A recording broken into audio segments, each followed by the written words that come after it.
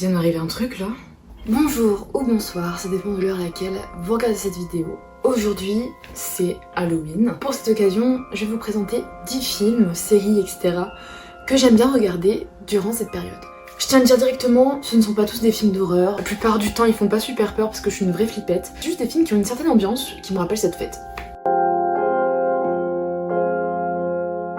Le film Christine de John Carpenter, sorti en 1983. On va suivre l'histoire d'Arnie, un adolescent assez réservé et timide, surtout avec les filles, qui va acheter sur un coup de tête une vieille voiture délabrée appelée Christine. Cependant, au fur et à mesure que ce dernier la retape, sa famille, mais aussi son ami Denis, vont remarquer un changement étrange dans le comportement d'Arnie. Mais au fond, n'est-ce pas la voiture le problème ? C'est un film que j'ai découvert récemment et qui m'a été recommandé par un ami qui adore le cinéma et surtout le cinéma d'horreur. Et c'est pour cela que j'ai mis dans la vidéo. C'était une très belle découverte. J'ai beaucoup aimé les jeux de lumière, l'ambiance qui en découle, mais aussi les musiques utilisées. La performance de l'acteur qui joue Arnie est vraiment bluffante. On voit clairement la transformation de ce personnage qui passe d'un jeune homme timide à un jeune homme vraiment exécrable. C'est pour toutes ces raisons que je conseille ce film. Le prochain film dont je vais vous parler, c'est Carrie au bal du diable de Brian De Palma, sorti en 1976. Carrie White n'a pas une vie heureuse. Elle vit avec sa mère qui est hyper cato, à la limite de la folie, et au lycée elle se fait harceler. Elle n'a pas vraiment d'amis, personne ne semble la comprendre. Jusqu'au moment où Tommy, un mec du lycée, veut lui proposer de l'accompagner au bal. J'ai beaucoup aimé ce film et pour ceux qui le savent pas, c'est une adaptation d'un bouquin de Stephen King, Carrie, que je suis en train de lire d'ailleurs. Le casting est super bien géré, l'actrice qui joue Carrie joue tellement bien la fragilité du personnage, surtout Nancy Allen qui joue la pétasse à la perfection, ça j'ai adoré. La célèbre scène du bal est horrible à regarder, non seulement parce que on s'est attaché à Carrie et ce qui lui arrive est horrible, et puis surtout parce qu'elle nous regarde avec un regard très très flippant pour le coup. Ce regard m'a hanté encore quelques jours après le visionnage de ce film, si vous l'avez pas encore regardé, mais il faut le regarder en fait. Arrêtez cette vidéo, mettez-la sur pause, regardez Carrie au bal du diable et reprenez la vidéo après. Je vais ensuite vous parler du film Pearl de Ti West, sorti en 2022. Pearl est une jeune femme qui ne rêve que d'une chose, devenir célèbre. Mais sa mère n'est pas du même avis. Pearl semble condamnée à continuer de vivre dans la ferme familiale avec ses parents, à s'occuper de son père gravement malade. Mais un jour, elle entend parler d'une audition qui pourrait bien changer sa vie. Alors ce film, il m'a littéralement scotché. J'ai pas d'autres mots. J'aurais vraiment aimé le voir au cinéma sur grand écran parce que ça doit être vraiment quelque chose. C'est un film appartenant à une sorte de trilogie. Moi j'ai juste regardé la préquelle, donc Pearl. Ensuite, la suite, entre guillemets, donc X. Et il y a un autre film en préparation qui s'appelle Maxine et donc qui est en post-production. Donc je sais pas quand il va sortir, mais j'espère bientôt. Ouais, faudrait que je regarde le deuxième. Mais déjà, Pearl, franchement, waouh. Pearl, il m'a vraiment troublée, notamment parce que Pearl elle-même est un personnage tourmenté. Ce qui m'a vraiment marqué, c'est cette scène du générique où l'actrice, en fait, elle sourit à la caméra tout en gardant les yeux ouverts, ce qui fait que quand on garde les yeux ouverts trop longtemps, on a les yeux qui pleurent, là les larmes finissent par couler chez elle, et le sourire commence à se crisper, ce qui en dégage. C'est une sorte de folie en fait, la folie du personnage de Pearl. Voilà, c'est vraiment cette image là qui m'a marquée. Après il y a évidemment la scène qui tourne souvent sur les réseaux sociaux. On la voit en robe victorienne rouge en train d'hurler Please I'm a star, parce qu'elle met tous ses espoirs pour devenir célèbre et finalement elle se rend compte que ça ne va peut-être pas marcher. Vraiment le désespoir de ce personnage m'a beaucoup touchée aussi. Je vais maintenant parler d'une saga. Alors j'en vois déjà certains souffler, désolée, mais Harry Potter, évidemment. On va suivre l'histoire d'un enfant qui va découvrir qu'il est en réalité un sorcier. Bon, ce sont tous des classiques. Je ne compte pas le nombre de fois que j'ai vu les films. Quoique les deux derniers, je pense que je les ai vus qu'une seule fois dans ma vie. Préféré, ça reste le troisième. Par contre, celui que j'ai moins aimé, c'est le cinquième, je crois, Le Prince de Sang Mêlé. J'ai pas trop aimé. Je sais pas trop pourquoi, mais ouais, en fait, j'ai pas accroché à l'histoire. Je continue avec les sagas. Une un peu plus courte, entre guillemets, les Conjuring. On va suivre le couple des Warren dans plusieurs histoires paranormales.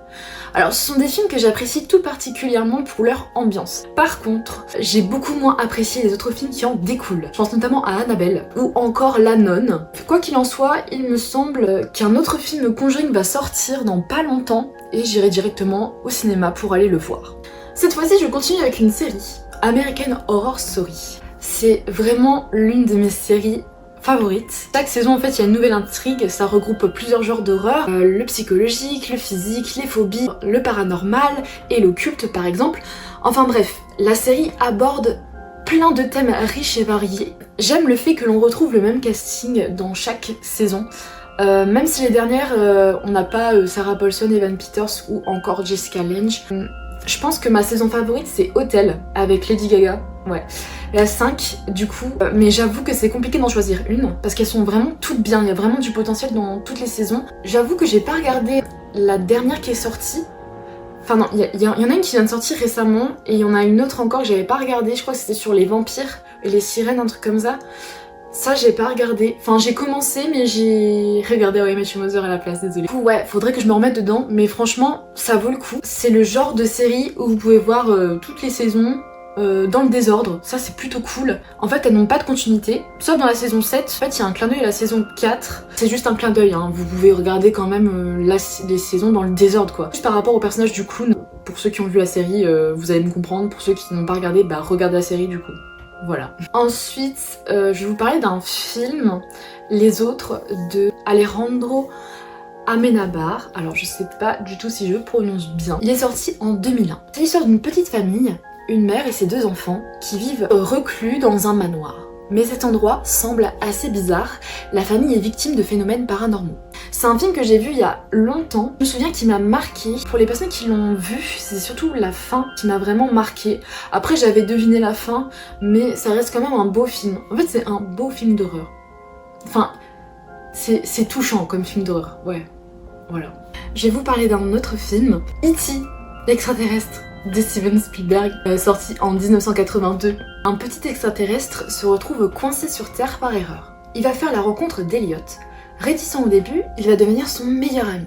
Mais l'armée traque E.T. Je l'ai regardé pour la première fois il y a vraiment pas longtemps. Mais quand je dis il y a vraiment pas longtemps, c'est il y a même pas un mois. Je suis passée à côté d'un classique. Je suis vraiment passée à côté de quelque chose. J'avoue que j'ai vraiment accroché à l'histoire. Cependant, je trouve le film un tout petit peu long. Les effets spéciaux pour l'époque sont plutôt cool, on n'a pas forcément mal vieilli. On passe au 9e film, Coraline de Henry Selick, sorti en 2009, avec ses parents. Mais un jour, elle découvre un passage secret qui l'emmène dans un monde parallèle très semblable au sien.